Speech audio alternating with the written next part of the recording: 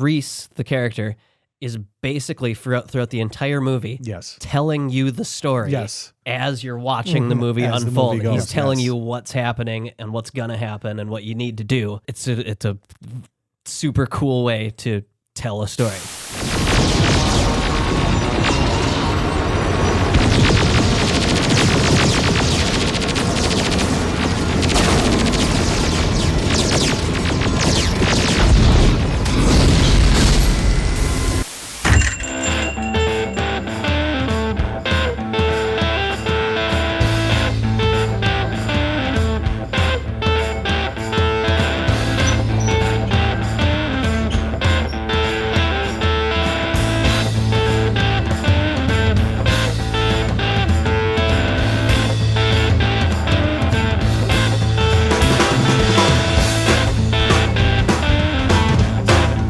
Welcome to the iKnowBadeaux podcast.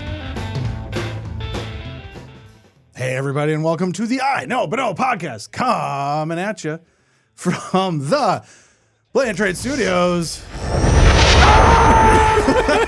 Oh, no. Oh, we'll skip past everybody. Gabriel Johnson, save us. What the hell's going on over there? I don't know.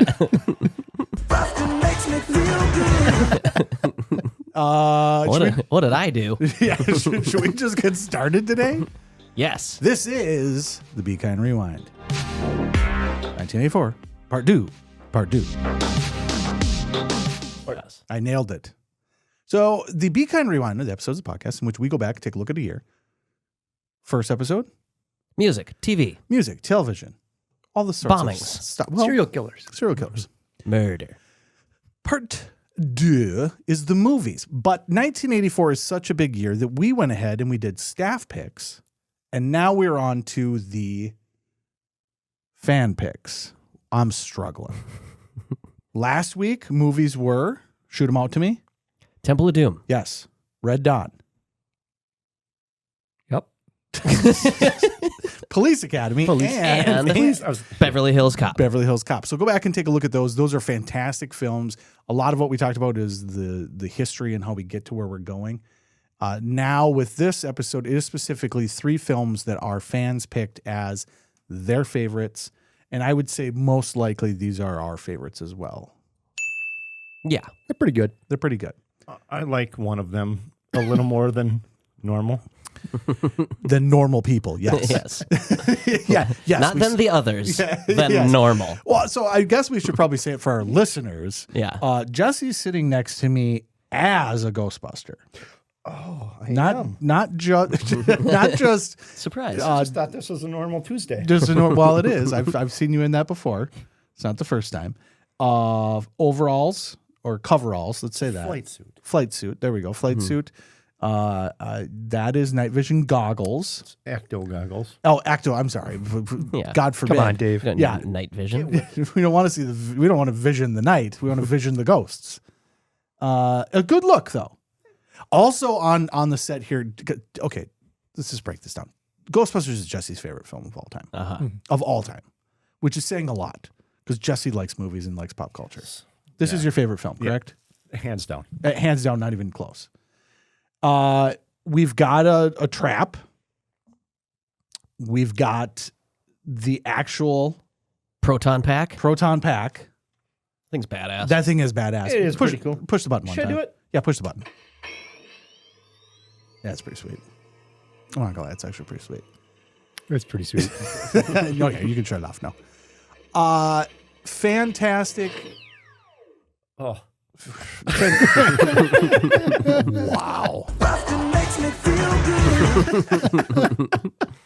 I got a couple of things I want to bring up though real quick because otherwise I'm going to forget and I don't want to forget. And so last week we talked about the movie Police Academy. And in that we were talking about Steve Guttenberg. And I had said, I believe he did a couple at least. I said a bunch, but at least a couple of like Lifetime movies. Okay. So when I was editing the podcast, I went back to look to see if he was in any Lifetime movies, and of course he was. And the one that I saw was How to Murder Your Husband. Oh. Okay. Oh. What's her name? Nancy Brophy? He's in a Nancy Brophy movie? He played Daniel Brophy. Oh my God. That's awesome. He played Daniel Brophy in the Nancy Brophy movie. Wow. I almost died. I was that is perfect. I was like, I can't wait. I got a whole week. I can keep this to myself. That's incredible. Yeah. So I don't, to be fair, I don't know if he was in any more Lifetime movies, but that is the Lifetime movie. He Yeah. is in the pinnacle of Lifetime movies. So yeah. people that are longtime listeners will know that we had a game once where we played basically, is it a Brophy book or not? This lady killed her husband, wrote a book about, how to murder your husband, and then has just a strew of the most ridiculous, I would say, fan fiction books. Bunch of Navy SEALs. A bunch of Navy SEAls, it's softcore porn in literature form as sold on Amazon.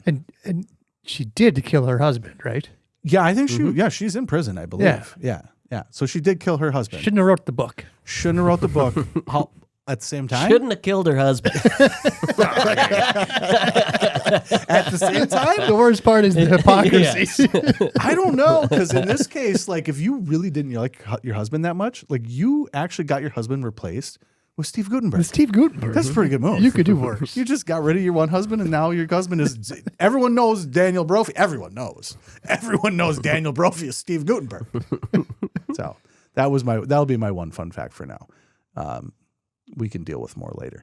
Our 3 movies today are Ghostbusters, obviously, NeverEnding Story, and Terminator. Yes. All 3 fantastic films of varying different quality and very different themes. And then maybe they have similar themes. I guess they're all fantasy themes. Yeah. They're all surrounded by death. A little bit of death going on. But should we just get started with Ghostbusters? Let's do it. Let's go ahead. This, folks, is Ghostbusters. Do you experience feelings of dread in your basement or attic? Have you or any of your family ever seen a spook, specter, or ghost? If the answer is yes, then don't wait another minute. Pick up your phone and call the professionals. Go Ghostbusters! Now, Jesse is 100% obsessed. Yeah. With Ghostbusters. But more so than anything, this is a film that I think most people, maybe in the world, have seen. Do you think that's a fair statement? Yeah. People of our vintage, for sure. People of our vintage, for sure. But I think most kids have seen this, too. It's been passed on. For sure in America, For sure. But I would say probably worldwide. I would say over 50% of people that have seen a movie Have seen a movie. have seen Ghostbusters. That's a bold statement. Yeah. Over 50%. It's got to be close to 75% of people in America, right?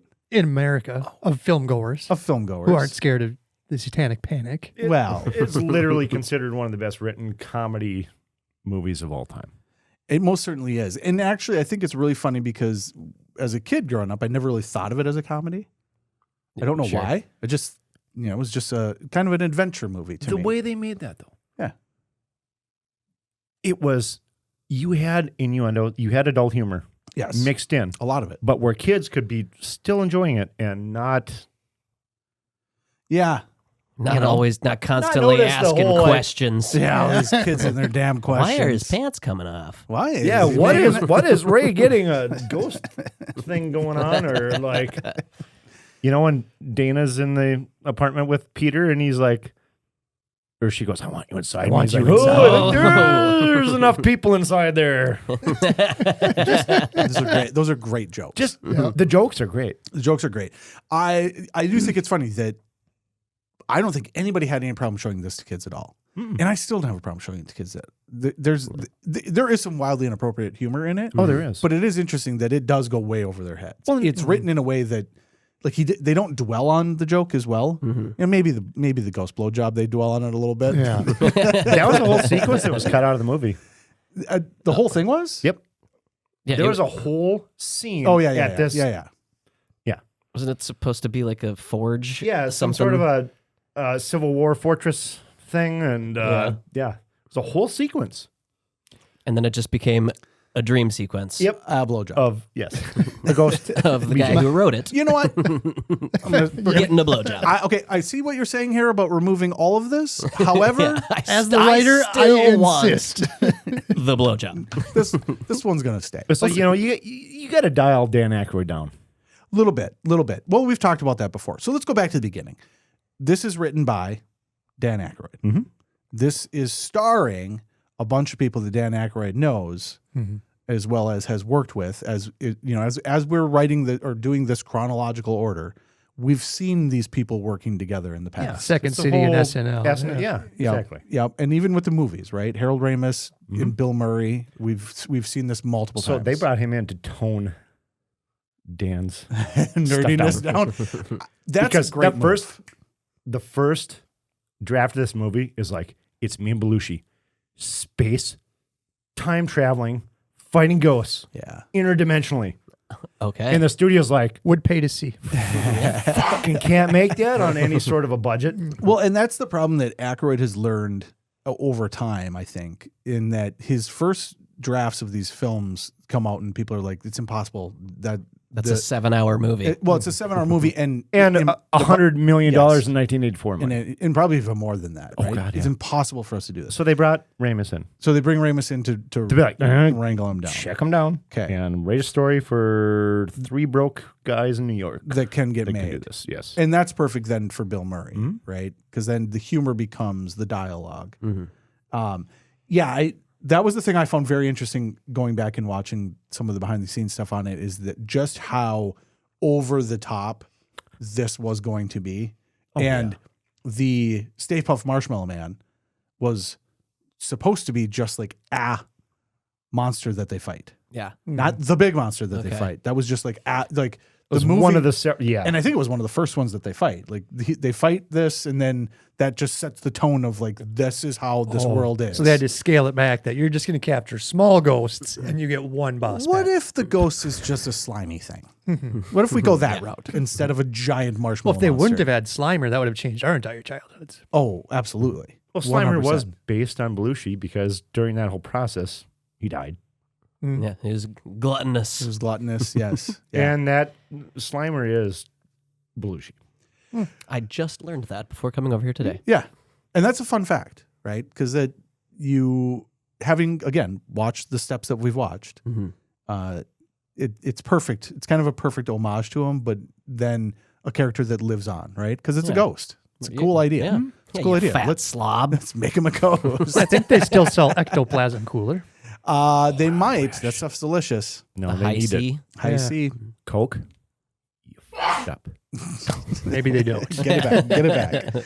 That was one of the first things that one of my first interactions with Jesse was I offloaded a bunch of stuff that I had, and I had a lot of fun stuff. But one of the things I had was the reissue of Ecto Coolers, sealed package of 12 of them or whatever it was. And then I held on to that for long enough to where it was like, okay, now these cannot be consumed anymore. And I like Ghostbusters, but I don't like Ghostbusters as much as Jesse likes Ghostbusters. So one of the first interactions we had after you bought the store was me selling you Ecto Coolers. Yeah. There's a warning out for those now. The 2016s. Not to drink them? No, they're exploding. Oh, well, I'm glad. Well, then don't drink them. Yeah, I'm glad it because they're fermenting. Because Amazon especially had canned versions. Okay. Oh, yeah.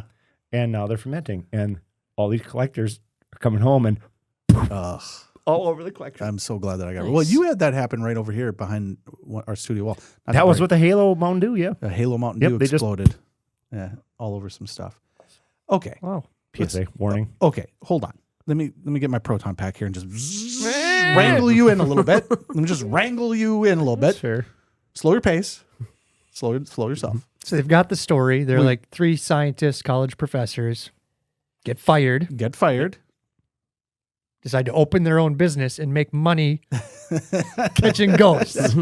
Yeah, and they just randomly had this one, there's a thing. And they went and checked it out, and they're like, all right, this is what we're doing now. This is what we're doing. I do like that it is 3 wildly different scientists. Yeah. Right? Ray is an occult guy, a little wacky, but seems to have his pulse on this ghost thing. No, he's smart. He was pretty right into the lore. Yes. Seems to know what he's doing. Egon seems more like he needs to be running a nuclear sub. Right? Like he was actually under the sea. Yeah. He was an astrophysicist. Yes. And then, of course, you get your, just the dud. I wouldn't even say that. I think it's Venkman? I just was here. One of my favorite things. This does not exist without him because you need the con man. Oh yeah. You need the science. You need the pseudoscience, let's say, right? And then you need the con man. And he kind of knows that stuff. And and when it goes to collect bills, he's like, we're going to charge you like $5,000. Oh, there's a thing with that. Yes. Where he goes, well, for the entrapment, yes, you can see it's so subtle. Yeah. It's beautiful. I didn't notice this until recently myself. Yes. You can see Harold going, he's making he's telling him gestures like, we need more. What the price should be. Mm-hmm. As Bill Murray is doing and it's going to cost you, and then he looks over out of the corner of his eye. And he's got the signal. And then storage. It's such a great little thing. And it's why this movie is so well done. There's so many subtleties. So many subtleties. Okay, so even just when they decide to make the ghostbusting business, the way that Dan Aykroyd reacts to it is beautiful. It sets up his character beautifully for this. I'm a gigantic nerd. This is what I love, but I've been in the private sector. You've never been out of university. I have to work for a living. Don't make me go back there. It's one of my favorite things. It's like, this is 100%. You guys have been doing nothing for how long? And he knows it. He's like, yes, I believe in this, but at the same time, we're doing nothing. We're not really doing anything. Yeah, we need a product. We're selling a service. We have to provide the service, actually. We do have to have some kind of service, which I think is the greatest thing that comes out of this is to scale it down from the big monsters all over the city. It becomes pest control. Mm-hmm. Yeah. And that was such a great move. Yeah, and I heard that was originally, that was going to be where the movie started. Yes. Was they had already gone through all this stuff, and now they're just catching rodents. Yep.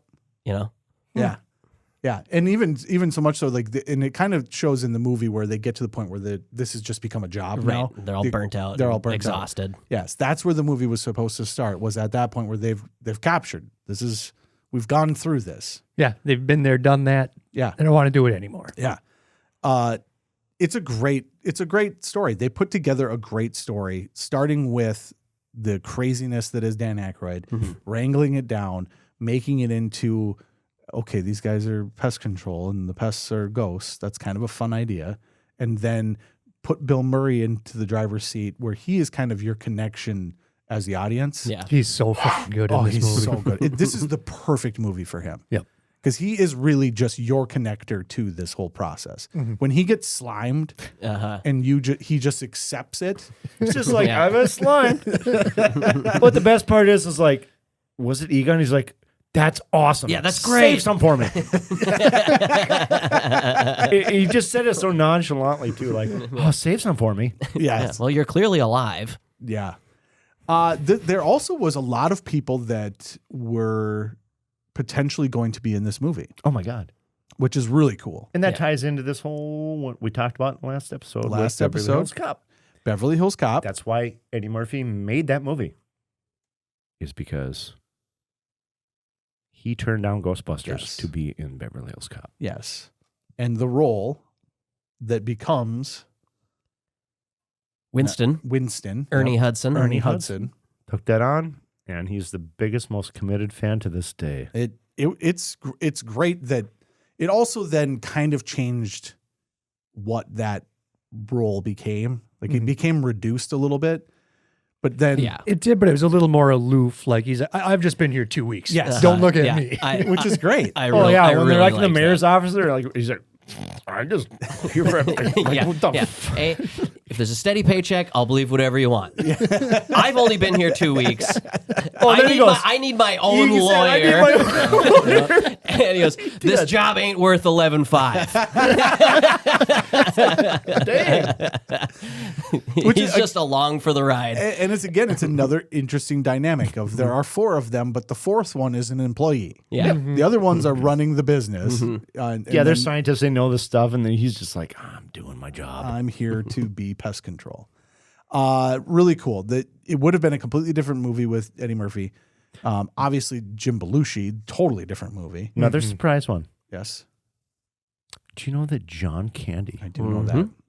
Not only was John Candy supposed to be Louis Tully, Rick Moranis' character. Rick Moranis' character.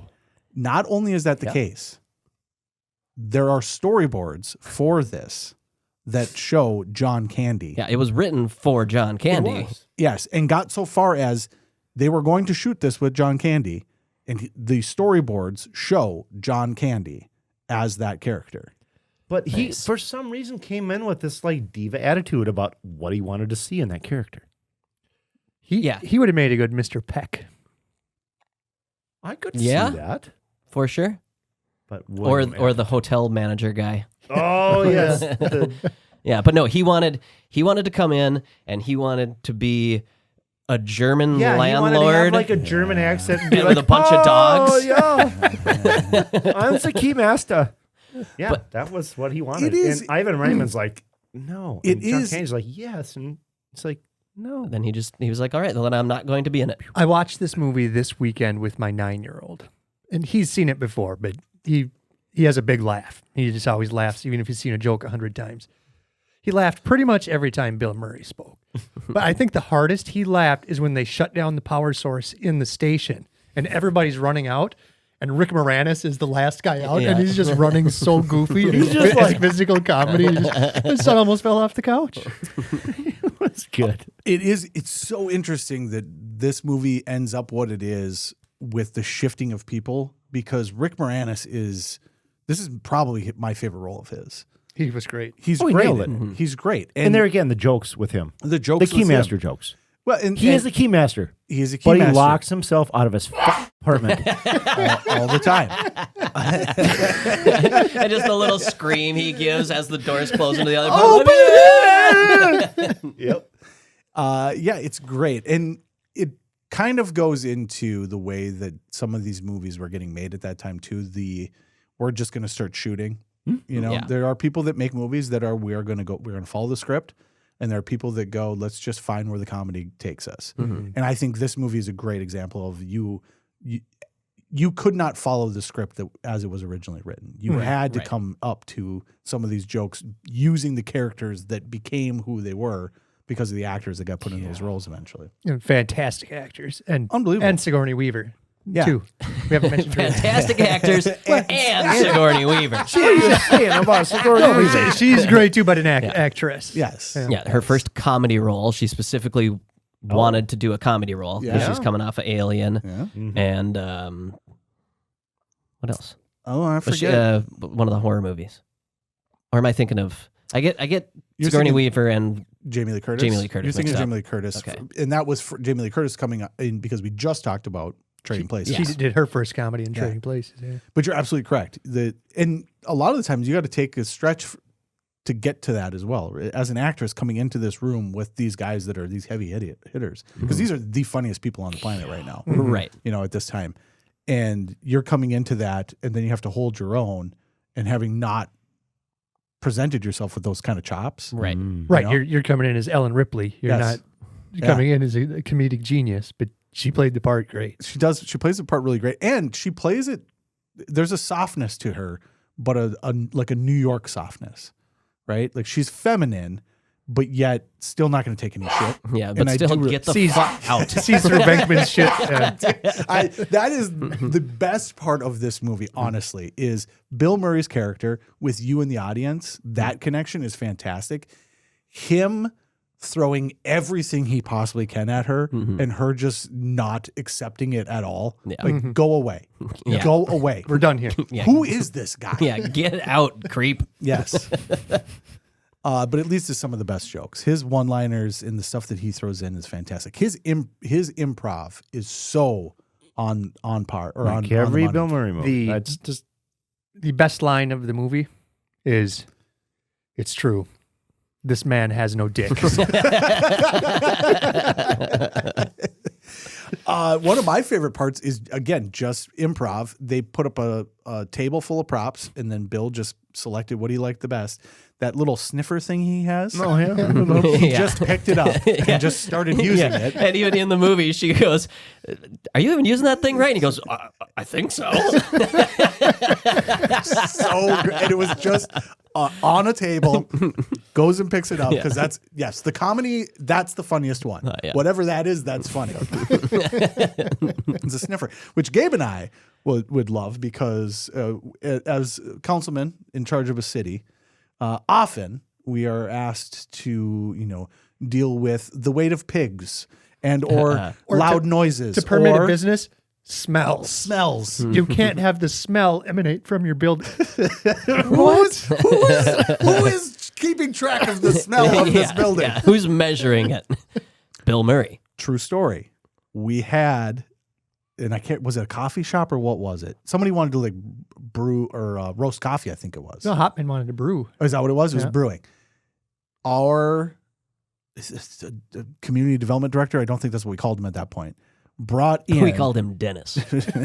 He brought in like a printout of a smellinator thing that was just literally, you'd point it at the thing and it would tell you how many particles of smell. I don't even know if it would tell you if it was a ham sandwich or not. Yeah. Yeah, is it a good smell? Is it a bad smell? Yeah. This is no joke.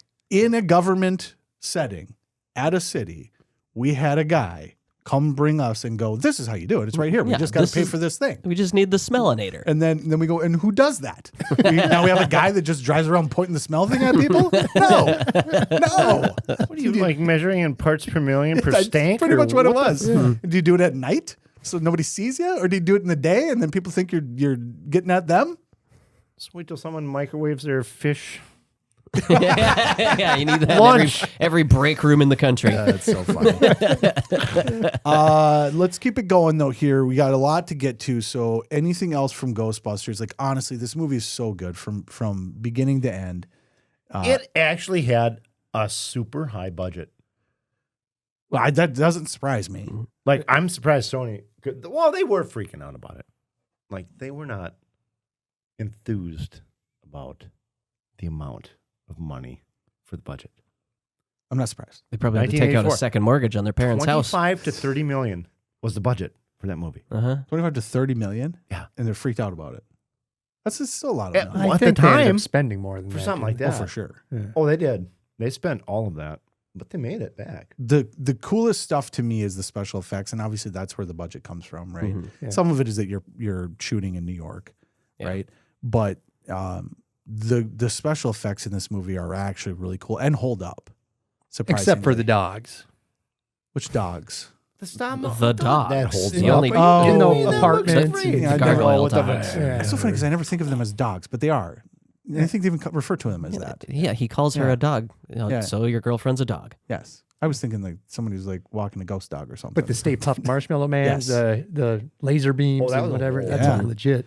Well, not even just that. The stage for that final showdown on top of the building is so cool. And it going back and watching this stuff now in a world where everything we've talked about this, where it's all CG. Right. This is practical, and It's practical- mixing the best of the best at that time. But you've got to think about what that takes. Yeah, you have to build. You that. have to build that. And scale wise, it has to fit.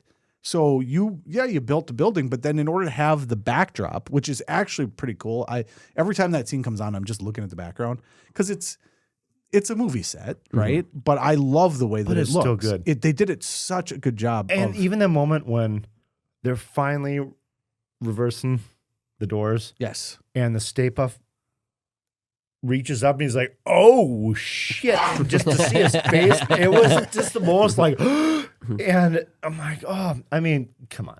it's great, and we'll get to that with the next two films as well. I think that's the cool thread that's going to go through these films is the special effects. Yeah. All these films we're talking about are just... They did such a great job. But that final scene, the size of that stage is massive. That is a massive sound stage.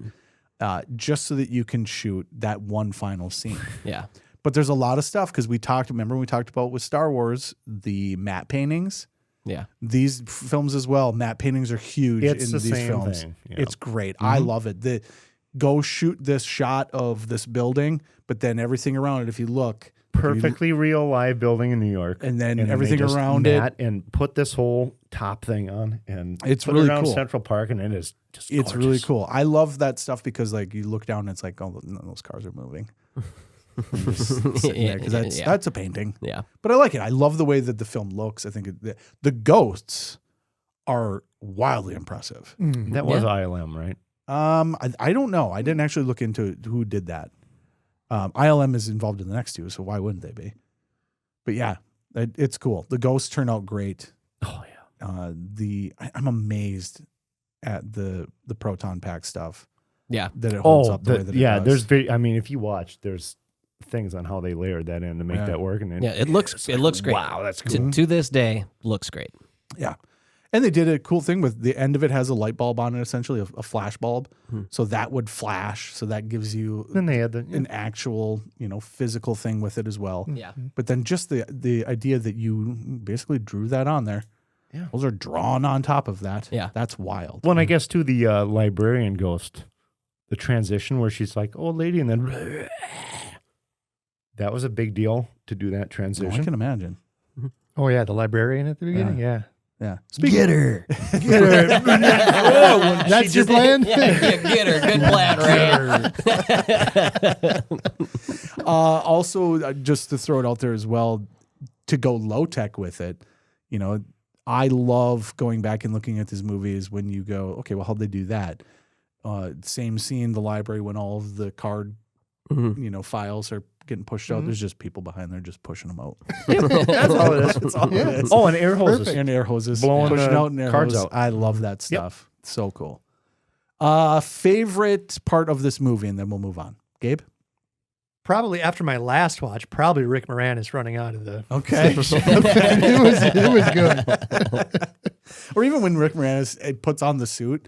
Is that in the second one, or is That's that the second that's one. the second one? When he puts on the suit and is running with I'm a it. Ghostbuster. Yeah. Rick Stay Moranis fit. running. Yeah, Rick Moranis running. Makes good decisions. And then opens the door, and there's Slimer driving the bus. He's like, all right, I'll take a ride. Scott, favorite scene? So I was listening to the commentary just before coming over here, and Harold Ramis is talking about acting and how you be a good actor. And I never really noticed it, but he keeps bringing up, to be a good actor, you need props. And so if you go back and watch Venkman, Harold Ramis' character, Holding something? he's always got something. He's got something on his head. Okay. He's holding something. He always has props that he's dealing with. That's awesome. And I never noticed, it never made that connection, but watching it as he was talking about it, it's like, no, yeah. He, like the one, he's got the big spotlight on his head he turns and blinds Bill Murray with. Yeah. Yeah, see? Or he's just... and he's like, just right there. There's the proof. That's why you need props. Made the scene work. I'm sorry, what was that, Jesse? That was from the second film. No. When he looked him in the baby. But he may have done it in the second one He's as well. a good actor. He definitely did it in the first. He has his props. Who's stepping on the jokes here, guy? Jesse, what is your favorite part? From the first one. From the first one. Yeah, from the first. I'm sorry. From the movie we watched. Jesus. Definitely, I mean, Harold Ramis is my favorite. Egon was always my favorite character. Okay. Why is he blonde in the cartoon? That's a whole different story. All right, let's not get into it. Yeah, it's probably easier to That'll be a whole different episode. I had to beat him to death with his own I'm Bill Murray all the way on this film. This is my favorite Bill Murray film. And so all the stuff between him and Sigourney Weaver is my favorite stuff. It's just the way that he's constantly throwing all of his moves. And he's not very suave at all. No. Right. There's no He's suaveness. used to tricking college girls into dates. Yes. Yes. There's no suaveness to it. Not a world-class violinist. Yes. But you are absolutely correct. My favorite part is when He stole the girlfriend. there are too many people in there. already. That is the best joke of the entire film. Yeah. I will say that I have a huge problem. Okay. And this happens in a lot of movies. The other day you had Spider-Man 2 playing in here. Sure. Yeah. And so at the end of the movie, they're up at the top of this building and shit's going crazy, shit's blowing up, and pieces of this building are falling off onto a crowd of people beneath. Yeah. So many people died. So many people would have died. Well, because 1,000 feet in the air, there's a giant boulder falling straight down onto a huge crowd of people that are there to watch the Ghostbusters win. And they do Yeah, blow. they'd be like, Ghostbusters. Smash. And then they died. They do blow up the entire top of a building. But I love that about the second one. The second one, they come in and they're just like, look at what you did. Yeah. You know, no, the Ghostbusters don't exist anymore because look at what you did. I actually, that same scene, I love that the marshmallow is just shaving cream. Yeah. Yep. I love so that. much. It was like 100 million tons of much. and they just So did they dropped have to- it on William Atherton. Which I love that part because he was on fire. Yes. So it's hot marshmallow. Yes. And he reacts like it's hot marshmallow. He throws his hand. Ah! And then you hear that little scream as they like go away. You hear that.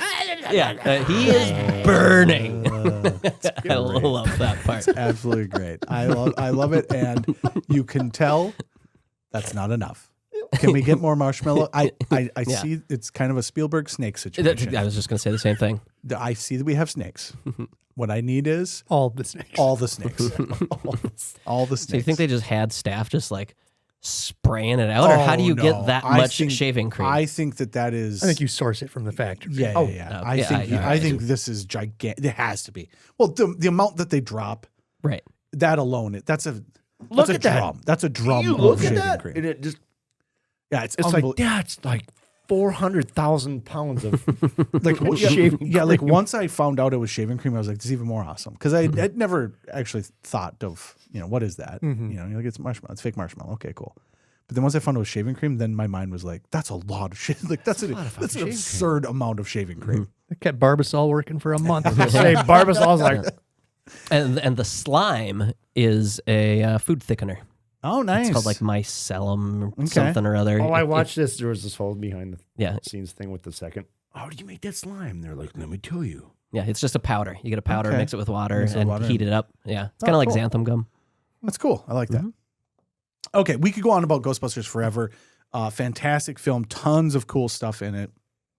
I think there'll be more opportunities for us to talk about Ghostbusters later on. But I think the cool stuff, again, the director, Ivan Reitman, your cast, you've got your 4 main cast, but even, like I said, the John Candy not being in it. The people that aren't in this are just as interesting as the people that are in it. Second City and SNL guys. Yeah. And it's just another ensemble with those.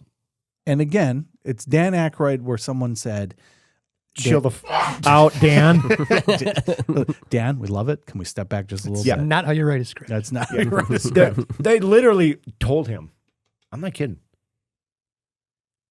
No Hollywood budget could afford what you just Oh, fucking yeah. said. Yeah. 100%. Like, this is insane. This is 4 movies. Yes, this is, yeah. Is this 4 movies and like $100 million? More than that. In 80s. It would have been more than that. For what I heard that he wanted to do, it was like, it's not even possible to do. Cross-dimensional. And not only that, probably not even that interesting. Time traveling. Yeah, probably not even that interesting. Ghost catching. Time traveling? With Time Belushi. traveling Ghostbusters? Come on, dude. Cross-dimensional time traveling. Okay, if they came out with time traveling Ghostbusters right now, you'd go get the fuck out of here. Well, now it's like, well, this is doable. The fuck out of here. I'd say get the f out of here for other reasons. Yeah. Okay. It's getting way beyond source. I think Gabe sounds like he's on board. He wants time traveling Ghostbusters. I do. Sure It's like sounds Bill, like and, it. He's Bill really and excited. Ted fighting ghosts? Yeah. Okay. Yeah. At this point, we need something new All right. and something fresh. Careful. something a Careful. little- Yeah, you get Careful. fresh always. Time travel. Fresh gets canceled. Yeah, Jesse. Oh, no. Yeah. Hey, how is Starfleet? I love Starfleet. No, I did not. Okay. I'm going to shut up now. Yep, I'm trying. I'm trying to get you there. I'm really trying. Ghostbusters Got is canceled. great. Ghostbusters, yes, it did get canceled. Jesus fucking Christ. Jesus Christ. I'm trying. I'm trying really hard. Trying. How'd that work out? Ghostbusters is great, guys. Yes, it is. I don't know how much of that you heard. It took a long time to get to where we are right now, but we're moving on. Great movie. Love it. Our next film for this is The NeverEnding Story. Yes.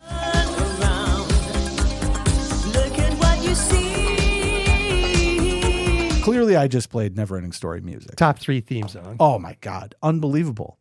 I think we'll just dive straight into that, right? Because I think that is the coolest part of this movie. It's one of my favorite 80s bands. It's unbelievable. The lead singer made this song. Well, but it's 2 parts. They did a really cool job of getting an actual orchestra to do music and then coming in and going, we need something more. And then going 80s synth. Oh, yeah. And just layering that on top. Oh, it is incredible. But it also is like a thread that goes through this movie that is so fucking enjoyable. And is an earworm for a week. Yes. Yes. And it's not just one song. No. The soundtrack to this, which is mostly not songs, it's mostly themes, right? It's incredible. This movie gets you going and gets you going in a good direction. And it starts right off, just right away, just get you going with that little hint to the song, little hint. Yeah. Little hint. Folks, we're going places.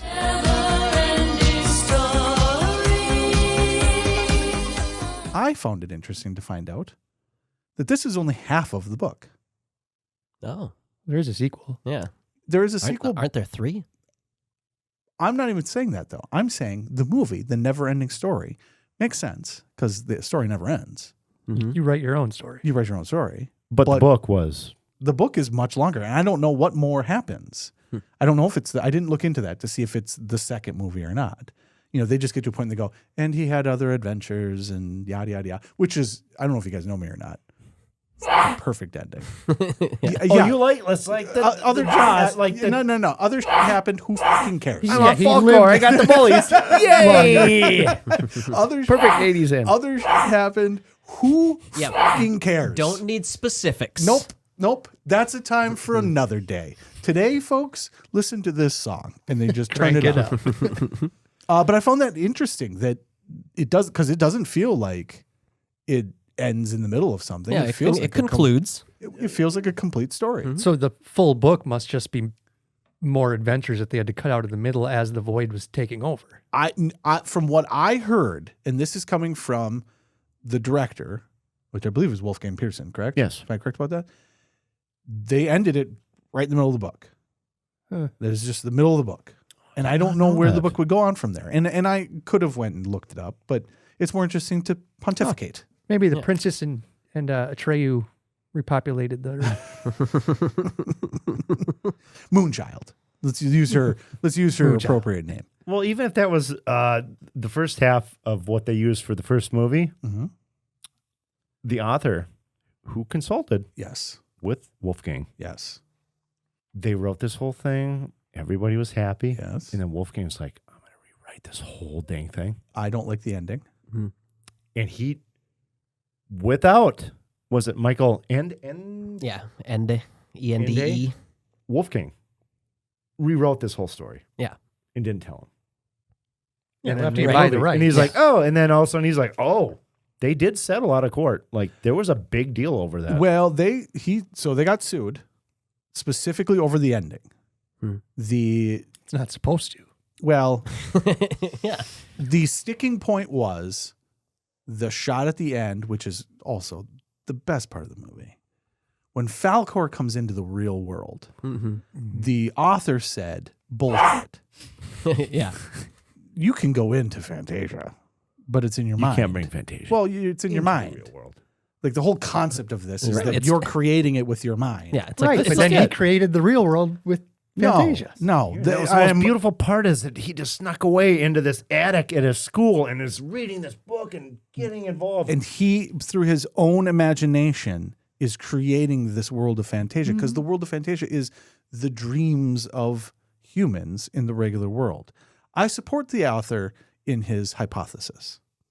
I also say that's the best fucking scene in the movie. That him coming down after the bullies with Falkor that was great. is the best scene in the movie. Into But he sued them and took them to court and tried to shut the whole goddamn thing down. And I think you're incorrect. They may have settled out of court eventually, but he lost. It says here he lost. He lost. Yeah.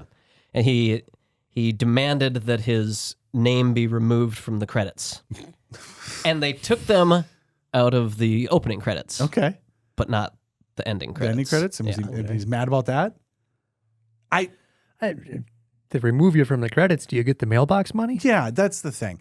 Dude. Oh, sorry. It says he demanded his name be removed from the opening credits. Okay. I'm okay with that. Yeah. Yeah, look, still send me the checks. Don't put my name right on the front of this. This is your story, but Yes. I wrote it, so make sure I get my money. Yeah. So this was a huge book in Germany. I don't know if it was huge in the rest of the world at that point, but it was a huge book in Germany. No, that was a big. Yeah, that's where that came from. And this is, at the time, the biggest film ever made in Germany. Like 50 million Deutschmarks. Yes. Which I have no idea what that means. I mean, I know what a Deutschmark is. It's a lot of Deutschmarks. But I have a lot of sausages. Kielbasa's. But what is that in sauerkraut? And not only that, in 1984 sauerkraut. It's got to be a lot. That's ripe. But this is the most expensive movie. From what I heard, they just didn't make movies like this in Germany. This is just not a thing that happened. Right. This was a gigantic gamble. This movie gets made specifically with the idea that it's going to be for an international audience.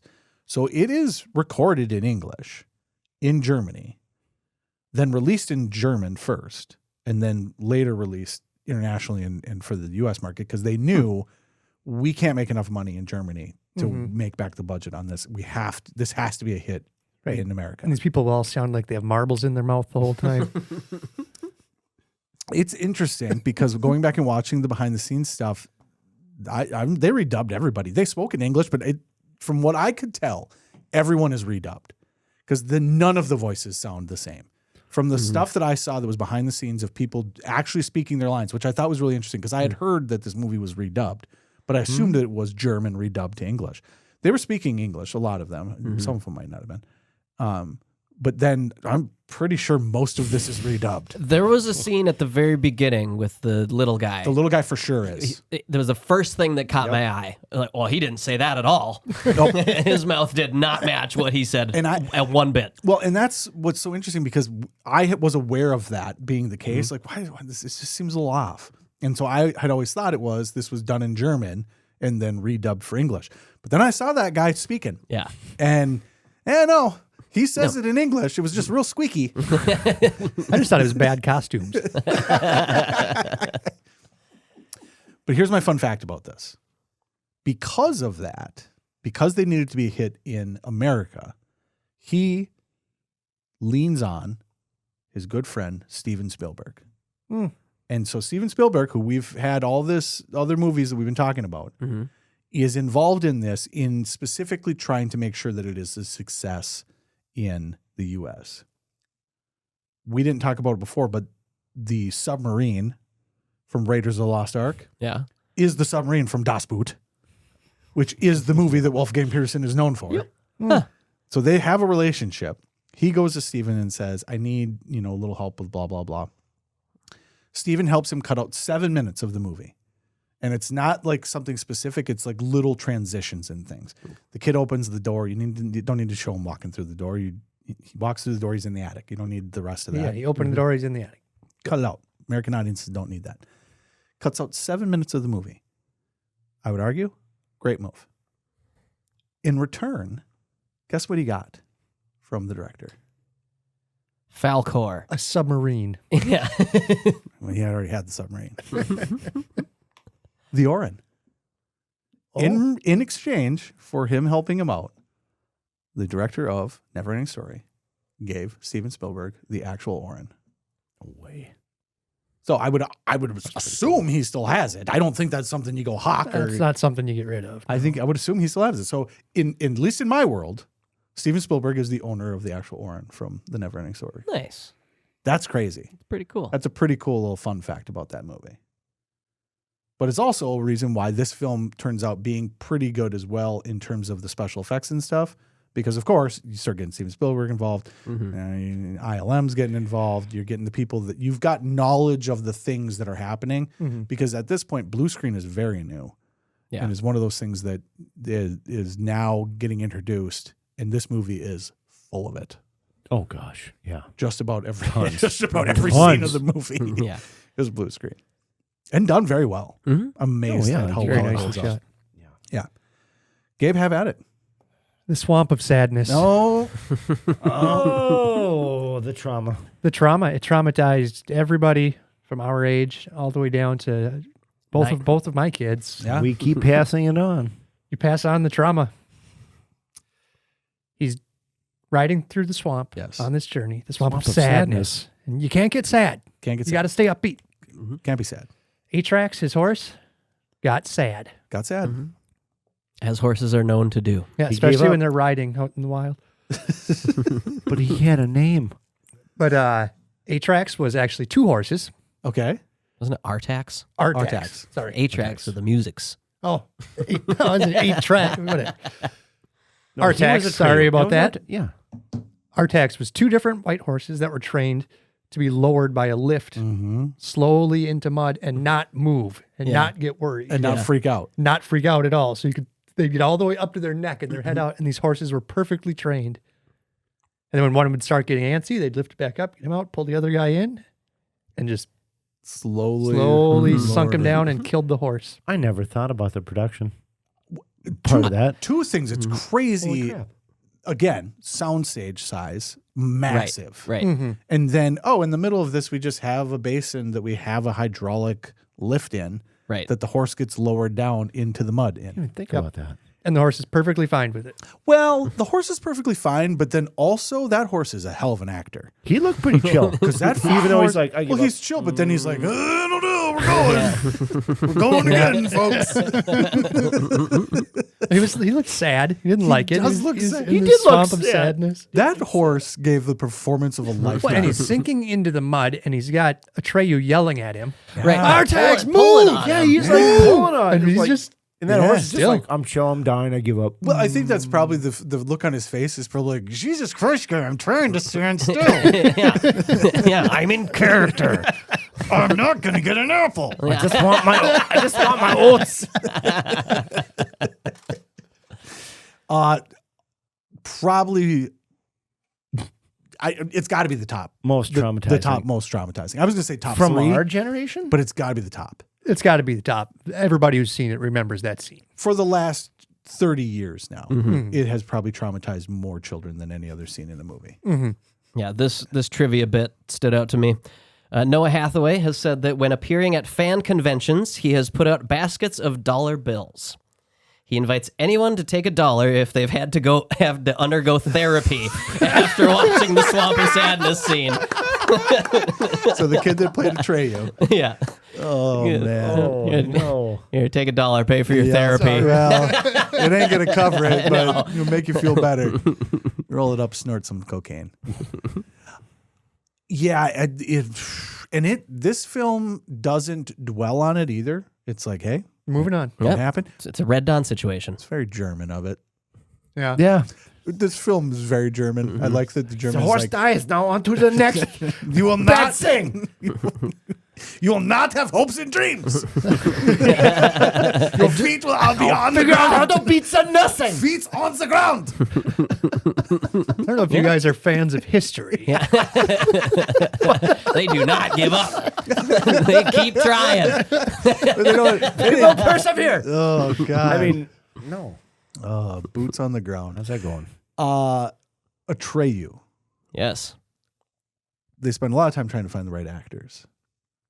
Atreyu gets found, but they really needed someone that had a little bit of a Native American look to them. Mm-hmm. You know, this is supposed to be, he's an Indian. He's a hunter on the plains. Hunter from the plains, yep. But the actor that they found was very pale. So for multiple weeks, they just put that kid in a tanning booth. Oh, they did it. Nice. Oh, Just to get a base. classic 80s. Just to get a base. Classic 80s. Well, he was also at one point green. Oh, really? Yeah, because apparently in the actual book, He has green skin. Okay. And he said it looked terrible. He looked like fungus. Oh, so they washed all that off, and then we're like, you know what? Just stick him in. Have a tan. Stick him in the tanning bed. Just give him a little tan face. I loved that because, watching, the kid looks like he gets outside a lot. No, evidently this is not a kid that was outside. This is a kid that was inside all the time, evidently. Too pale. And you go, let's darken that kid up just a little bit. Start putting him in the tanning bed, please.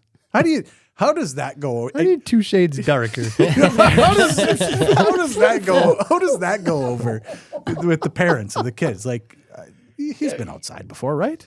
What do you say to the parent? No, he's an actor. We're going to darken your kid to make him look a little bit like this. We like him. The parents like money. He just needs a tan. Tan my kid. we like him.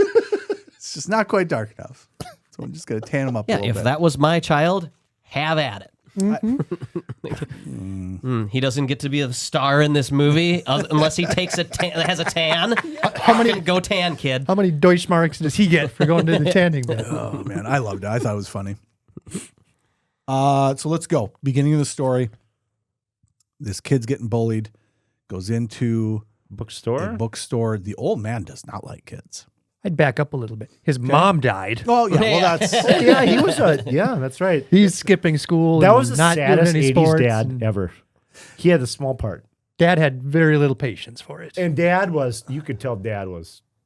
Well, Dad was the dad had a little German in him. So there's no time to be crying. You got to do your fucking homework, kid. Major dad. Like, I'm going to Excuse work, me while I mix orange juice with a raw egg in a blender and drink it. That's right. Oh my God, I forgot about that. My kids could not get past that. My kids were like, it's just like I would say 10 minutes later. But why the egg? But why did he put the egg in there? And I was like, you don't want to do that, buddy. You don't want to do that. Nope. As a culinary person, does the orange juice, does the citric kill off the bacteria? Salmonella? No. I wouldn't think so. You need heat. I was going to say, maybe you blend it enough, but then you're scrambling it. Yeah. No, I don't know. I know there are bar drinks. Okay. Bartenders will do egg whites or egg yolk in a drink. I've done egg whites, yeah. Sours. Yeah, I'm not totally sure about that. But I did read that it was apparently an old hangover cure. Okay. So I was going to say Widow Dad needs protein and sugar. Who's sad. Widow Dad, cure a hangover. Widow Dad wouldn't deal with another day. Widow Dad wouldn't have made it through the swamp. No, he. Oh, absolutely. Widow not. Dad. Oh, it wouldn't have been funny if it was Widow Dad. Maybe Widow Dad is the reason the Swamp of Sadness exists in the first place. Could be because this. Well, that is all off the imagination. Based off of what this place is, we are to believe it is the hopes and dreams. Yeah, because he's reading this, and it's. You would assume that he has created it. So, he goes in. The old man's like, books. He's like, I have the most books that anyone's ever said. Yeah. He said, I have 187 books or whatever he says. I've read this and that and this and that. Yeah. And no, you haven't. Yeah. That's the absurdness of the amount of books that he said. It was a gold side nerd. Yeah. What, Tale of Two Cities? Get out of here. Yeah, as a guy that tried to read that a couple of years ago, fuck off. You didn't read it, kid. I have 175 books. No, you don't. Yeah, comic books. I love that. I love that remark. Yeah, comic books. No. Classics. Gets tricked into taking the book. Gets to school. They're having a test. He ain't having it. He's late. Oh, but he's not. He doesn't want to take the test. I want to back up just a little bit. Yeah. The kids that are bullying him. Oh, yes. So the 3 kids see him out in the middle of the street, and they start chasing him. Yep. And he makes the brilliant decision to run down an empty alley. Yeah, instead of with a crowd of people on the streets. He literally runs into the director on the street to get away from the bullies. That's 1984. There's a lot of action in alleyways. Yeah. So they stuff his ass into a dumpster. And 45 seconds later, he comes out, and they're like, there he is! And he goes, not again! How long are they going to wait? Not again! Yeah, they're still there, kid. Oh, man. So, anyways. Yeah, no, you're completely correct. I laughed at that part a lot. You're completely correct because you eventually figured out to go into a place, right? Yeah. But I also wouldn't have chose the old bookstore. You know, I would have chose like, hey, there's a mall. Let's go in the mall with all the people. Then let's go be around people. Yeah, you pick an alley and a building with nobody in it. Yes. Just get cornered by your bullies. Not the smartest kid that's ever been. Did anybody else look for a cool little cubby to go read a book in their schools? No, but I did explore because we were still in the old school buildings that were built, you know, Washington and Franklin built. I always was looking like, early. where's the place I can go read my book in a storm? And I played sports. There's a lot. Yeah, but there's a lot. You didn't ever just skip class and go explore? Yeah, of course. Because there's some cool spots in those buildings, especially Franklin. Shelters. Franklin was really cool. You could get in trouble going and hiding in places. Yeah, we did. So yes, I did. Yes, Jesse. I didn't take Dave a knew book how to with me. access the women's locker room. This isn't Porky's. No, I didn't take a book with me though, Jesse. I was not going to go read. Took joints. Because the other thing about that is just go to the library, kid. Just go sit in the library and read. Is she going to kick you out? Stop reading. Stop reading. Cool attic though. It's got a lot of really weird stuff there. I love that. It's the weirdest school attic ever, That's what that's what I was getting at. A lot of weird shit. Yeah, you have access to a lantern and all this stuff. Pretty sure most of school attics just have like a mop, maybe another mop, Maybe some old desks or chairs. none Not of that mannequins and bird cages. Swear to God, there's like a samurai back there. Secret. What is this costume? Maybe it was the attic of the theater. Could have been. That could be true. I also like that he just knew where the key was. Like he just knew where the key was. Yeah, that's where he hides. But I did like that he took the key with him. That's a good extended shot. He goes in and then he's like, How does nobody ever find him? He locked himself in. He locks himself Nobody in. can get in. Genius move, except for now you're going to read a dangerous book. A lot of cool special effects in this movie. I actually really like this movie. It's special effects that are like dated now, but not dated to where it's unwatchable. Right. It's actually more interesting, I think. Except for some of the Falkor stuff. When Falkor is kind of zipping around. Okay. But when Tough. But like the laser beams out of the statues. Yeah. That was my favorite part or of the movie. I would even say when he's on Falkor, like when it's close up, not when they've zoomed way the hell back and Falkor is the size of a postage stamp. But when he's hanging on and the wind's blowing on him, I was amazed at how well the fur against that blue screen worked. That was crazy to me. For how new blue screen was and how difficult that is. Yeah, you would think there'd be a lot of like what they call like artifacts. Artifacting, yeah. Or you do the other thing where a lot of movies even now do where they bleed through, so the background will bleed in. And there was so little of that. I was really impressed by how well that held up. And a lot of it is that you take these gigantic things that they made puppets. They're just huge puppets. Yeah. Yeah, Falkor's like 43 feet long. Yeah. Something like 4 foot by 4 foot head. Yeah. Yeah. And the amount of people it took to control him. It's like you're in charge of the upper left lip. Right. Yeah, you get this eyelid. Yep. Now you over here, you're in charge of this nostril. It's unbelievable. But the way that turns out looking is great. I do think it's a little funny that they wanted him to be familiar, so they gave him a little bit of a dog face. But then were upset when people called it a flying dog. They're like, it's a dragon. I was like, well, then don't make it a dog. And it's still scary. The scales are just gnarly. The scales are gnarly. Yeah, it's like, what do you do? The scales are scales gnarly. and feathers. It's like, oh. The scales plus feathers plus fur plus dog face. It's quite a combination. But I did. Very German. It was very German. I And did. The big old laugh. Yeah. I did find it really funny though that like you made it a dog face, and then we're mad when people are like, "That's a dog." Yeah. But this is. You made it that. Yeah. Having a luck dragon with you is the only way to go on a quest. I think the coolest special effect in the whole thing is the clouds, which they totally stole from ILM. I think his name was Brian Johnson. I think I wrote down in here, Brian Johnson. He taught them how to make the clouds. It's essentially a big water basin that you put the camera in, and then you shoot through it, and you have layers of chemicals and stuff. Yeah. And then injected like oils and dyes. So the camera mostly is flipped upside down, so it looks like the stuff is shooting up through the clouds. But all those clouds are just chemical reactions and pushing in dyes, and the water's mixing. Is that what they did over the building in Ghostbusters too? Most likely, yeah. It was because you see it a lot. You see it in Star Wars too. That whole cloud dye effect, yeah. Yeah, you see it in Star Wars. You see it in Raiders, I believe. They use the same thing in Raiders. Yep, for the arc. Yep. Yeah. So it's a really cool effect, and they do a great job with it here. The idea of how do you make the nothing? How do you make something that is nothing into something? And the idea that you like step back and go, they had to think up what that is. Right. Especially for an hour, they've been telling us it's just nothing. It's just nothing. It's just one day there was something, then there was nothing. There was nothing.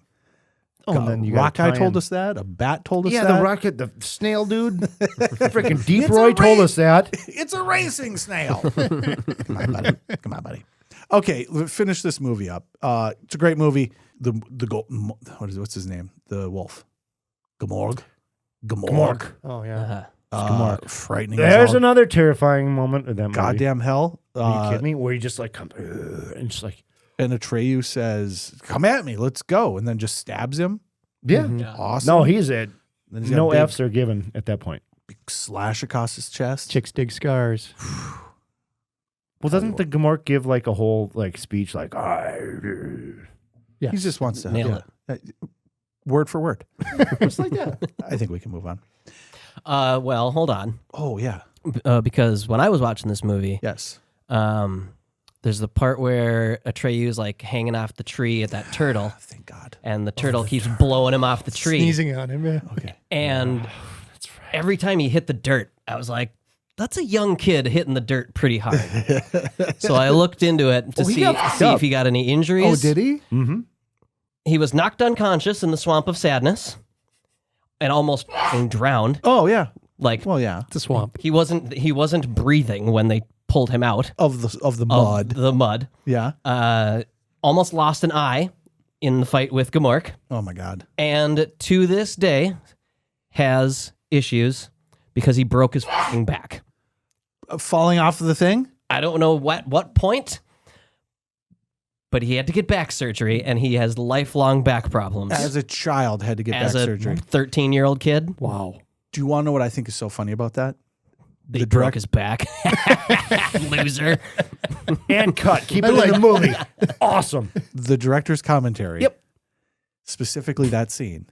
He says he was having a great time. I swear to God. Don't ask him anything. Just trust him. I swear to God, he says he was having the time of his life. I swear to God. I might be wrong about that because you kind of passively. He probably was having a really great time until he broke his back. Yeah. Until he landed on the 2x4. We did that as kids. You'd pile up snow and then jump off the roof. Mm-hmm. Oh, God. Basically what he was doing in the mud. We did 2 stories off of our grandma's roof, off the deck into the snow pile in the ground. I almost died at our house one time because I was standing on the railing and I slipped and went head first into the snow. Yeah. I could have broke my neck. Terrible idea.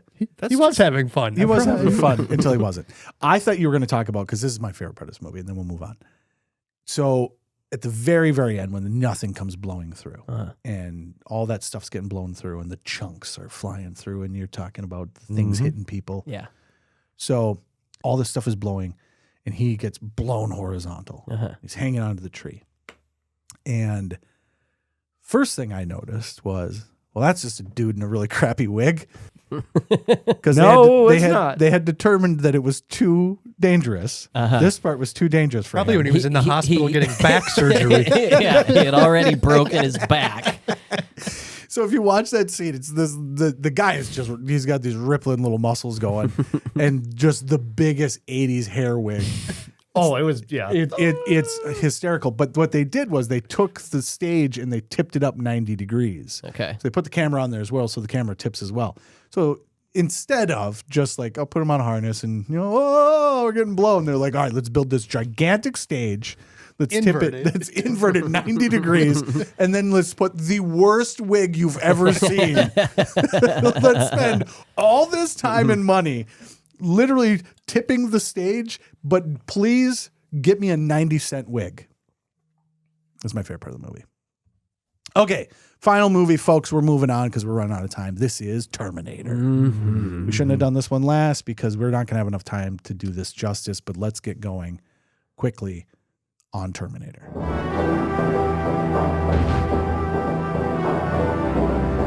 The Terminator. The Terminator. Oh, you know what? I like that. I appreciate that. That's a very, very important distinction. We've lost a member of our cast, but Jesse had to go. He had an emergency, family emergency quick. So just a heads up, Jesse is not going to be with us for this. Hopefully the family is all doing well. Yes. At the same time, we can move quicker now. Let's talk the Terminator. I'll let either one of you take it. Scott, you've been going nuts. I've watched this movie like 4 times in the last week. Okay. I absolutely adore this movie. Yeah. It's easily top 10 favorite movies of mine at this point. It might be top 5. This one in particular. Oh, God, I don't know. Maybe just the two of them together. I think it is one product. It's one story. Right. Yeah. Yeah. Very interesting because this is the second movie. Terminator 2 was the first R-rated movie that I ever saw. A little violent for 10-year-old me. I was like, oh Jesus, okay, all right, this is rated R, huh? This is what happens in these movies. But I hadn't seen the first one. I think I was maybe 17. Yeah. By the time I actually saw the first Terminator movie. The opening scene is just amazing, just badass. They just shock into Earth, and these naked dudes are running around town killing everybody. Oh, it's like they hit the ground running. Yeah. Yeah. Well, I like the dichotomy between the Terminator shows up, and he's got like that superhero stance almost, just kind of kneeling down, and the other guy shows up and he just crashes to the ground and breaks his collarbone. Right out the gate, you can see one of these guys is a little bit stronger. They're built different. Yeah. The best part of that is that the stunt guy, they just drop him off a ledge. Yeah, it was like 5 feet high, and they just drop this guy onto the cement, naked onto the cement. I think it even sounds a little wet, like a little. Yeah, that's his collarbone breaking. Fantastic from start to finish. It really, there's not a lot of fat on this movie at all. From the very beginning, I think there's a text scroll at the beginning, if I'm remembering correctly, right? There's a little bit of backstory that's in there. It just talks about, it ends with like, in the future this happens, but this story is happening now, today. Yes. And the thing I really like about this movie is, in the second one, they do a little bit of the, hey, this is the future, but very little. The second movie shows almost nothing of the future. In this one, you kind of go in and out. Yeah, I guess this one opened with the text scroll in the future. Yes. Because they had those big tanks driving over all of the skulls. Yeah, the hunter killers, which I think in terms of special effects is my favorite thing of the whole bit. Force perspective, backlit front or back screen, front screen, using all sorts of techniques. But the force perspective on like those skulls is so cool. They'd put a regular sized skull right next to the camera, like 6 inches away from it. And then the next one back is like tiny. Yeah, just miniatures. Miniatures just getting crushed. And it was that whole set was only like 16 feet deep. So it just, the ability to have that type of math in your head and understand, we're doing this, we're doing it real, we're doing it in camera. In order to do that, this has got to be this big, this far from the camera, well lit so that the stuff can actually be in focus. And then the stuff behind it is tiny. That's crazy. And it looks fantastic. Oh, yeah. Looks absolutely fantastic. Yeah, everything about this movie looks fantastic, except for the cutting out the eye part. It's like claymation. Yeah. I don't know exactly what they did there, but it still looks okay. It is a little jarring. It's a head. They built a head for it. It's an animatronic head. I remember. Not gonna lie, never seen that part. You don't watch it. That's too much for me. Cuts out the lens. I remembered thinking that looked terrible. Yeah. This time through, I was like, it doesn't look as bad as I thought it did. Agreed. Yeah, so I don't know if maybe it got touched up in the version I watched, but I don't think so. I remembered thinking, man, that looks bad. Yeah. But going back to it, I was like, oh, it doesn't look as bad as I thought it did. It did seem a little less stop motion claymation-y on this one that I watched. So I wonder if there's versions that are significantly worse. And I think you and I watched the same version. So I think I swear to God, it looked worse the last time I saw it. Yeah, we watched the version that you need a computer from 2004 to even watch the special features. That's what I watched it on. It's a DVD-ROM. Put it in your DVD-ROM drive. I love the idea. So when we do this, a lot of times we'll go buy the DVD and then pass it around. But we'll buy DVDs because they'll have special features on it. They'll have things you can watch. And I specifically got it because it had special features on it and then popped it in. And it was like, what do you mean I can't play it? Put this in your Windows 95. Yeah, Windows 95 or later. But don't put it in your CD-ROM drive. It has to go in your DVD-ROM drive. Yes. With the shiny side down. People don't even know how to use these things. This is a laser disc. This movie is fantastic. I'm right there with you. I think I watched it 3 times. Yeah. I would have watched it again last night, but I was like, I gotta keep going. We got other things we gotta talk about. It's just great. It's so well done. I thought the music part of it, I thought that Cameron was more into the music. Yeah. Because, the Carpenter does a lot of that. Was it actually John Carpenter doing the music for that? Because it sounds just like him. It sounds a lot like him. This is so cool. They there's no budget for this, which is the craziest thing about this movie. This movie is done on almost no budget, and it shouldn't have got made, but there were people along the way pushing it. Yeah. Everybody that got a whiff of this script or what was happening for this movie was like, you bet your ass I'm doing that movie. We need to do this. Yeah. It was a guy in his garage. Nice. And so one of the things I was watching on it, the guy's talking about it, and he said he read the script, and he goes, a lot of times you'll read the script and there's like all the people will tell you like, oh, there's going to be so much stuff in this, and it's going to be this, and it's going to be that, and they're all excited, and they're giving you the pitch, and then you see the footage, and you're like, none of that's on the screen at all. Yeah. And he said it was the complete opposite. He said they showed him the footage, and he's like, this is awesome. I have to get this. But it's just a guy in his garage. Yeah. So he's got all these keyboards set up, and they're all, with the little modules and whatnot. And he described it as he was having to fight the machines just to like keep them going. And while he's watching this thing where they're fighting the machine, and he like described it as like basically just riding a wave. Sure. We got the heartbeat that we've put in there, and then the rest of it is just him like hanging on for dear life. Right. Trying to play this stuff, and it comes through. There's like a real almost panic to some of the music sometimes. There's real urgency. Yes. It's just like, go. And there's danger behind it. And it feels a little out of control, but not in a like, this is unpleasant to hear. Right. Like is telling me we're going. It adds intensity to the scene. Yeah, which is really cool. Again, just there's no budget to this movie at all. I think it was like $6 million or something. Tiny. And not only that, a fraction of Ghostbusters. Right. Not only that, they set this up to be just a exploitation throwaway film. We're going to get 1 week in the theater. People are going to see it. We're going to make our money that weekend, and then word of mouth is going to get out, and people are never going to watch this movie again. So we just got to get it, get in, get out. And then turns out that, no, they make an incredible film. Yeah. And I love when Hollywood does this, when Hollywood is just absolutely wrong and then panics because they're wrong. Like, you set this up to fail, and then, oh, this is not going to fail. Yeah, we need to advertise this for 6 months now? But we can't because we don't have any money to do it. Absolutely wild. James Cameron, a really good writer. I was surprised that he is the writer of Rambo 2. Really?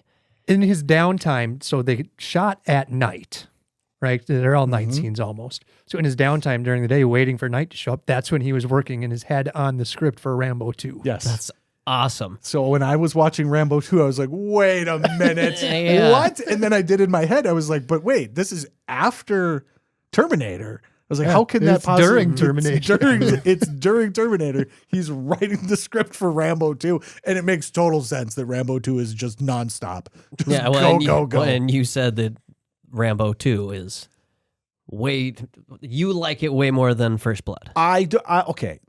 Enjoyed yourself more. Yes. Let me be completely honest. The first Rambo movie is a better movie. Okay. Rambo 2 is so enjoyable. Much more fun. More guns and explosions. It's just a movie, right? Rambo, the first Rambo, you've got to be invested into it a little bit. You get sucked in. This is a guy. Yeah. Rambo, he's not a guy in Rambo 2. That's not a guy. That's not a real thing. None of this is real. He's a Terminator. He's a Terminator. He's a Terminator. But this film is great. And not only that, because the exposition that is in it is so well handled. Right. And it is done on the fly, right. on the move. Right. So Reese, the character, is basically throughout the entire movie telling you the story as you're watching the movie unfold. He's telling you what's happening and what's going to happen and what you need to do. It's a super cool way to tell a story.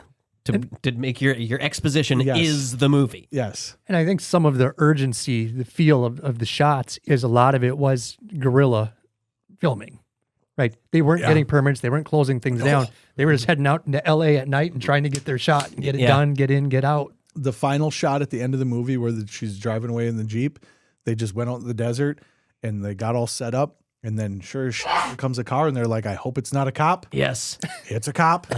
And the only way they got away with it was they said that it was the one guy's son's student film. Right. It was a project he was working on for school. And the cop's like, all right, I'll do traffic control then. Yeah, just get it done quick. Yeah, make it quick. The way that it is done and the effect that it has and how well it is created is unbelievable. And it all comes from the fact that James Cameron was an art director. Mm-hmm. He knew this stuff and probably better than everyone that was doing it. Yeah. And then could just create it for them. The best line that I saw of anything that I was watching on this was Stan Winston, Stan Winston is like the guy when you talk about special effects and specifically like stop motion type stuff. And this is a bigwig guy. And he said basically that James Cameron just drew everything. Yes. And if they didn't have something, be like, oh, Jim, why don't you just sketch something out real quick? Yep. And he would just draw it out, and then he'd hand it to him, and he goes, here it is. Don't just do it. Yeah. Shoot it. Yeah. We don't have to create it. Right. He has created it for us. And then if they needed another piece, be like, but we're kind of, just show me what you What are you thinking about this? Yeah, what do you think about the shoulder? Like the shoulder, and like the hip joints. What kind of thing would that maybe? What should I draw it to look like? And then he would take that, and it was a behind the scenes thing that I sent you, and he goes. And so I just took Jim's actual design, and then I took credit for it. Yep. And I still take credit for it to this day. That is my favorite line. He goes, and then I took all the credit. Yep. That was my favorite part of that as well. I was amazed by that James Cameron is an incredible artist. Really, really good. The drawings that he had of the endoskeletons and exoskeletons and everything that he made, it was originally more slashery. There's a drawing of the skeleton holding a knife, and it kind of looks more 70s slasher, or Hitchcocky. Yeah. Well, I would even go like more towards like a Halloween type thing. Like it's got like a look to it that looks very much. This is a stabber film. Yeah. And that's what's cool about stuff like this is that you over time you kind of let's take a minute to figure out what this actually is. Right. And like initially, the Terminator is supposed to be a thing that can just blend in and small in stature. Right. They just sneak in and stab you. And it was actually the skinnier white cop. Yes. Was originally supposed to be the Terminator. Yes. But then they got one look at Arnold doing it and we're just like, okay, different direction. Arnold was going to be Reese, right? Arnold. Yeah. They wanted to get Arnold for Reese. And actually, I take that back because James Cameron did not want Arnold. James Cameron went into his interview his audition with Arnold and basically said, I'm going to have to start a fight with Arnold because I need Arnold to not want to do this because I don't want it. Yeah. And then Arnold came in and was like, I want to be the Terminator. Yeah. And then James Cameron was like, whoa, wait a minute. and totally turned. Are we best friends now? We're best friends.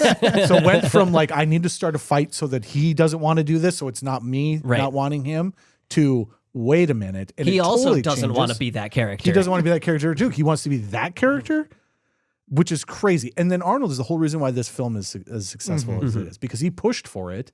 And at that point, he had a pretty good career going for himself. But it's crazy that, and you don't think about it. I mean, what, bodybuilding and Conan the Barbarian? Well, no, because he was in Conan. He had, like, by this time, he's kind of got a little bit of a thing going, because Conan's a big deal. Yeah. Like, Conan wasn't a small movie by any means. Conan did I think that was John Milius. Yeah, it did very successful. I think 84 is also the second Conan movie, if I'm not mistaken. Yeah, they had to push back production on this to wait for him to finish Conan up. Yeah. He's not the biggest draw. I mean, we're talking about a very small budget here, but he's a big enough draw in Hollywood where he's like, oh, okay, that guy's attached to it. Oh, he really seems to like it. And it totally changes what the Terminator is. Yeah.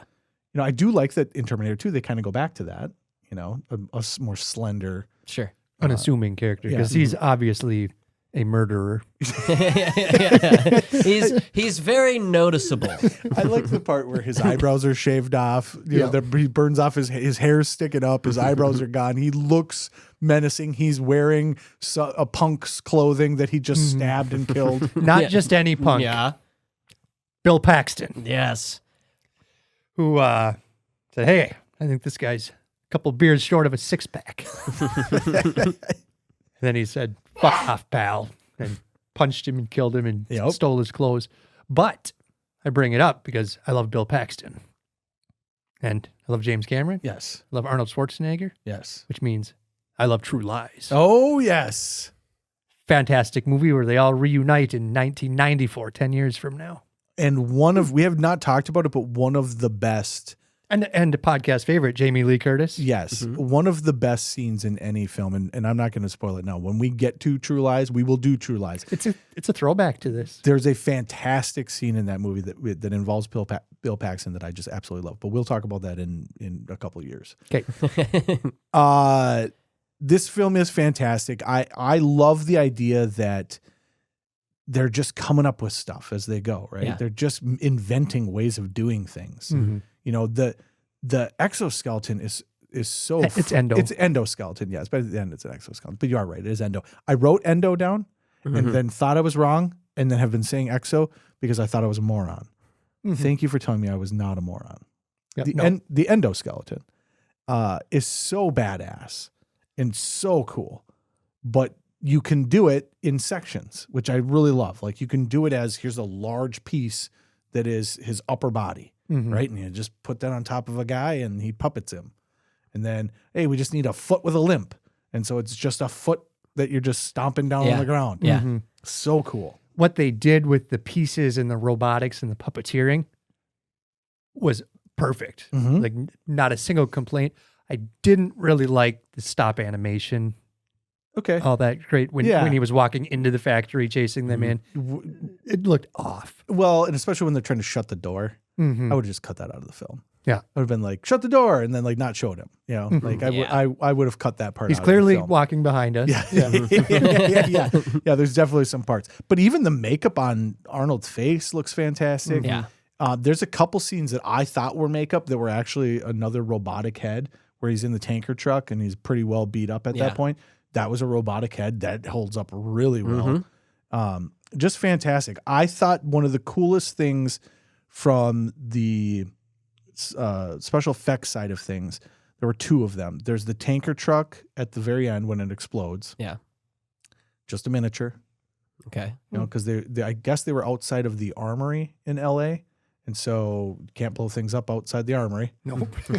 Bad idea. Let's not do that. Yeah, that or be like blowing up a golf course next to an airport. Well, you know, it happens.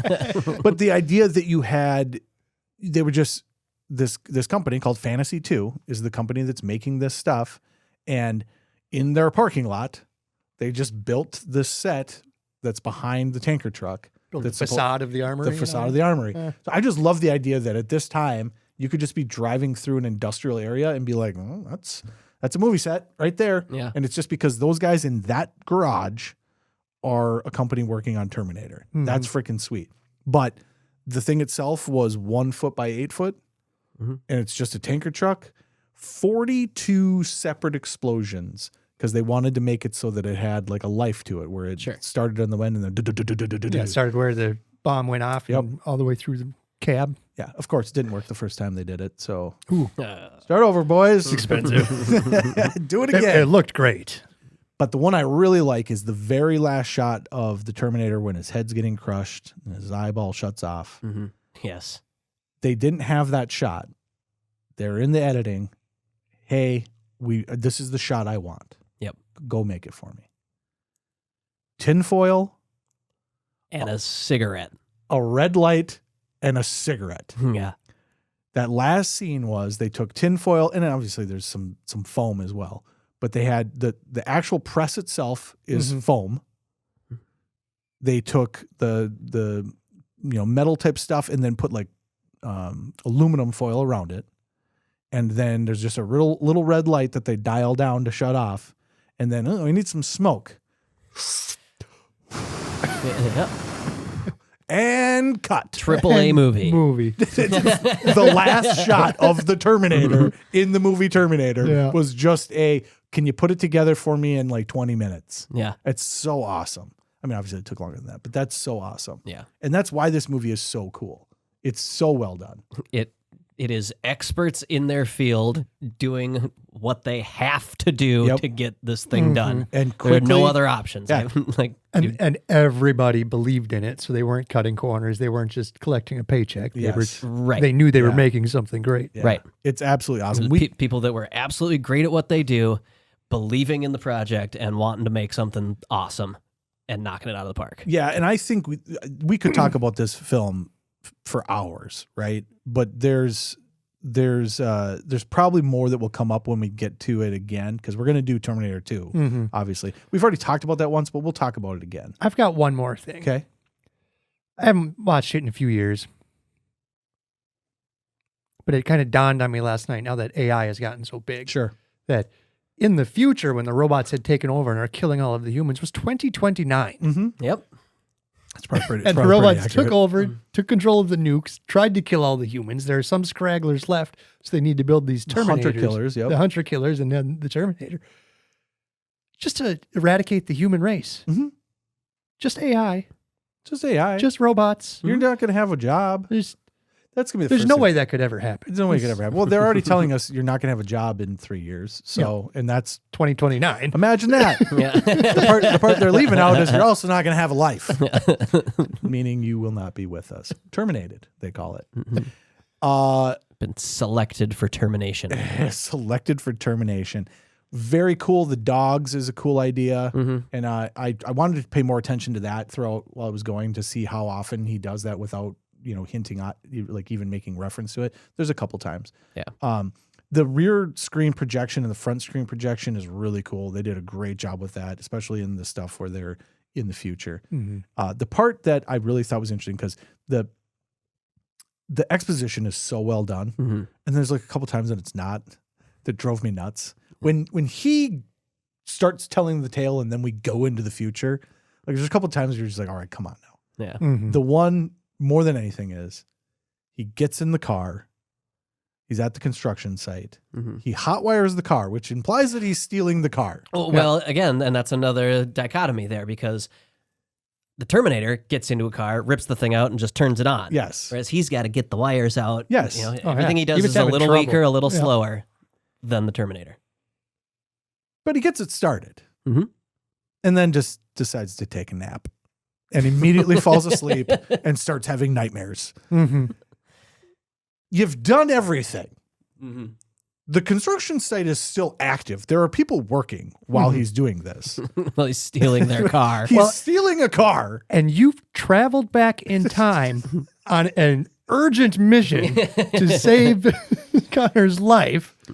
You know what? This is as good of a time as any. Yeah, I need a nap. Get a little shut eye. Nap. And maybe the Terminator sleeps. It was the one that it absolutely drove me nuts, because the movie is so tight and it's so well done, and like that one part stuck out so hard to me, because it was like, come on, buddy, I thought we were in a hurry here. You actually traveled back in time 45 years. Like, holy shit, it worked. Do yourself a favor, show up 45 minutes earlier, and then take a nap. Yep. Don't show up after the Terminator and then take your nap. Great movie. Honestly, having not watched it until later in life, I didn't have the connection to it. Like Terminator 2 is, literally the first rated R movie that I ever saw. That is a tentpole movie for me. And it's such a cool movie. But this one, because I saw it later in life, I didn't have that connection to it. But over that time, so over the last 20 years, probably, maybe less, 15 years, I've grown to absolutely love this film. And it is top 10. Yeah. It is for sure. But again, I connect the two together. Together, they're top 5, but it is one movie. Absolutely. Yeah. I would say outside of comedies, it might be the best 80s movie. You might be right. You might be right about that. Because, if you go Ghostbusters as a comedy, Indiana Jones is pretty slapsticky. We talked about that, right? Mm-hmm. So there's even it's like really, this is a full-on thriller. To tell you the truth, yeah, because even Star Wars is just That's jokes, campy. jokes. Like it's really funny that now that we've went back and watched these, God, hot damn, were they just throwing jokes at us left and right in the early 80s. So yeah, I think you might be right. It might be. There's a couple other ones that I absolutely love because I love them. But now going back, 1984, watching Karate Kid. Karate Kid is a really slow movie, guys. It's a really slow movie. And Terminator is definitely above that in my book. So yeah, do like Karate Kid. Don't get me wrong, but try watching it again. That movie takes its time. I did drag my kids through it. Same thing here. I was like, come on back. No, he's kicking someone now. Yeah. he's going to do the kick. All right. Final take on the Terminator. Incredible. I love the little speech that Reese gives the first time to Sarah. Yep. That Terminator's out there. It doesn't feel anything and it won't ever stop until you're dead. And then when he's looking into the camera at the jail, basically saying the same thing, it's just like, yeah, means business. But then one of my favorite scenes from the movie is when he's buying the guns. The Terminator's buying the guns. And it's the actor from Gremlins. Okay. He's in Gremlins and Small Soldiers. Okay. The two roles that I know of The him dad. from. Yeah. Yeah. Well, yeah. Yeah. He's like in Small Soldiers. He's like the truck driver. He's the guy. Anyways. But yeah, whatever. Yeah. But he gives the Terminator the shotgun, and after he's asking for all the guns, and Terminator says he'll take all of them, and the guy like turns his back for like a half a second, And there just happens to be a shell. and there's shells sitting right there, and the Terminator just takes out a shell, puts it in. The guy turns around and goes, "Hey, you can't do that." And he goes, "Wrong." Boom. I rewound that a bunch of times because it's so fast. Yeah. It's just like he turns his back. Oh, he grabbed a shell. Hey, you can't do that. Wrong. Yep. Dead. So yeah, I'll take every gun you got. Loved it. Great movie. And honestly, it creates a path forward for so many other things as well, which is what I love about doing this is like, let's go back, let's look at this, the films in their order so that then we can build up towards something. And this low budget film, Right. nobody cared about it, becomes a gigantic thing. And then James Cameron is one of the biggest things in the world. And Now with Avatar, oh my God, he is the most famous filmmaker on earth. and he's a guy that I could listen to talk about films all day long. Yeah. Like George Lucas was fascinating to me. I actually was really surprised by that. James Cameron talking about films is really interesting because he's actually a little bit better speaker than George Lucas. I don't know if you've ever listened to George Lucas talk. George Lucas is super interesting, but like James Cameron is like, he's a very good speaker as well. Articulate. It's amazing for a guy that evidently can paint like an Right. effing mother. Crazy artist, crazy writer, crazy storyteller, articulate. Deep sea explorer. Yeah. Guy not to fuck with. All right, folks, that's it for this entire year. 84. 85's coming up. Super fast, I wanted to point this one out. Streets of Fire. I did watch this. I was so excited. I thought this was going to be a movie that I was really going to like because this is what people say the fighting games like Streets of Rage specifically, Yes. but more importantly, Final Fight are based off of. This movie can fuck all the way off. Callie and I both were like, this movie can be done. I thought it was gonna be really cool. I thought it was gonna be really interesting. Scott, you might like it. It's a rockabilly type of William Dafoe movie. Yeah, Willem.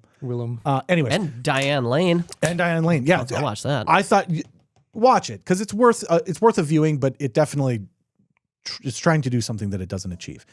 But 1985 is going to be really interesting because 1985 is the start of the Disney Vault. So I think we'll definitely start talking about that. The concept of putting things into and taking things out of, specifically for VHS. Marketing genius. Disney is in. The 1985 is Disney is in on VHS. And once that happens, now we're talking mass market for it. So very, very cool. If you've got movies that you want us to watch for 1985, start throwing those over. We'll see. It's another year where we may have to do a fan picks as well, but we'll see.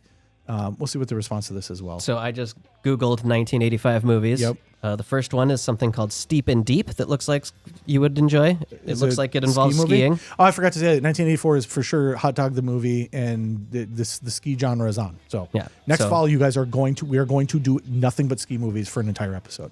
Okay, well, Steep and Deep's one of them, and the very next one is called Invasion USA, and boy, does that look an awful lot like Chuck Norris. We haven't done any Chuck Norris. Not done any Chuck Norris. Rest in peace.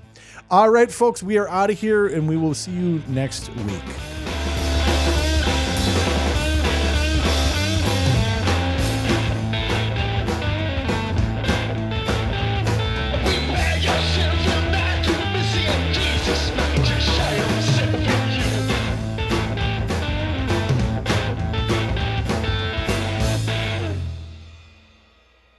Okay, I got to go. I don't really have enough time. There was something else I had that I wanted to throw in. Oh, you didn't say thank you to the councilman. Thank you to the councilman. That's I'll be back. Oh, God.